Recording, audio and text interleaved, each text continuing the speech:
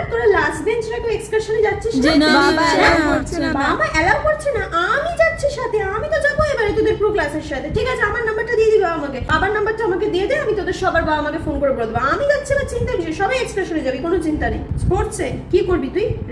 রেসে দৌড়বি? ঠিক আছে ঠিক আছে, কোনো ব্যাপার না, তোকে রেসেই দৌড় করাবো। ও যা, পিটি ম্যামের সাথে আমি কথা বলে নেবো। শুনলাম তুই নাকি প্রেম করছিস।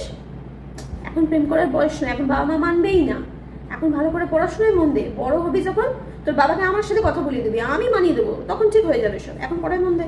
পেরেন্ট টিচার্স মিটিং এ অত ভয় পাওয়ার কিছু নেই। আগে সবার বাবা মাকে, যাদের যাদের জানিস যে অন্য টিচাররা দেবে ভালো মতো, আগে আমার কাছে নিয়ে আসবি, ঠিক আছে? আমি আগে ভালো করে কথা বলে বুঝিয়ে দেবো, তারপর বাকি টিচারদের কাছে গেলেও তোদের কোনো কেস খাওয়ার ব্যাপার নেই। টিফিন আনিসনি?